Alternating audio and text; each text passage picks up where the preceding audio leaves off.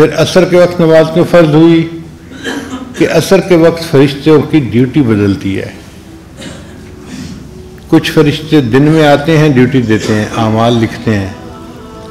عصر کے وقت ان کی ڈیوٹی ختم ہو جاتی ہے، شفٹ ختم ہو جاتی ہے. پھر رات کی شفٹ کے فرشتے آ جاتے ہیں، وہ ساری رات پہرا دیتے ہیں، لکھتے ہیں اعمال کو، اور پھر اگلے دن ان کی ڈیوٹی ختم ہوتی ہے.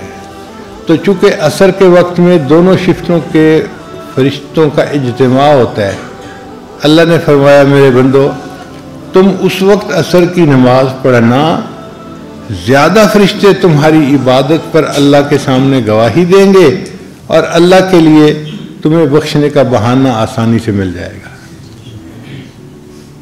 اس لیے اس کو نماز وسطیٰ کہتے ہیں، اور اس کا بہت قرآن مجید میں اہتمام کرنے کا حکم دیا گیا. بعض نے کہا کہ نہیں، حضرت یونس علیہ السلام کو مچھلی نے عصر کے وقت اپنے پیٹ سے باہر نکالا تھا. یونس علیہ السلام نے دعا مانگی تھی کہ اے اللہ مجھے اس مچھلی کے پیٹ سے نجات عطا فرما دے. اللہ فرماتے ہیں فلولا انہ کان من المسبحین، اگر یونس علیہ السلام میری تسبیح بیان نہ کرتے، میری پاکی بیان نہ کرتے، للبث فی بطنہ الی یوم یبعثون، قیامت تک اسی طرح مچھلی کے پیٹ کے اندر ہی پڑے رہتے. ایسی مصیبت تھی کہ جس سے نکلنا پاسبل نہیں تھا. تسبیح پڑھنے پر اللہ نے اس مصیبت سے نکال دیا. تو اللہ نے فرمایا میرے محبوب کے امتیوں، تم عصر کی نماز پڑھو گے، جس مچھلی کے پیٹ میں پھنسے ہوگے میں تمہیں بھی نجات دے دوں گا اور تم اس سے نکل جاؤ گے.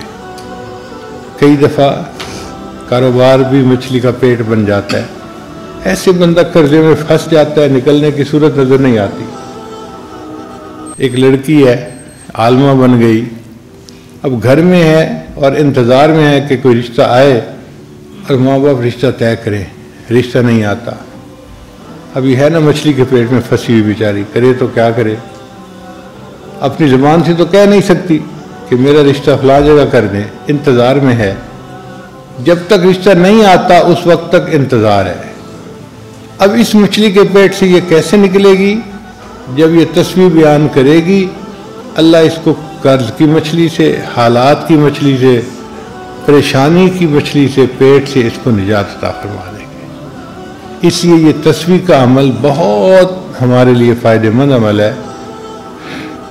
تو یونس علیہ السلام کو عصر کے بعد چونکہ مچھلی نے پیٹ سے نکالا تھا تو اللہ نے فرمایا میرے بندو تم عصر کی نماز ادا کرو گے. تم اگر ذلت کی مچھلی کے پیٹ میں پھنسے ہوئے ہوگے نا اور نکلنے کی کوئی صورت نظر نہیں آتی ہوگی، میں تمہیں اس میں سے بھی نکال دوں گا اور تمہیں نجات عطا فرما دوں گا.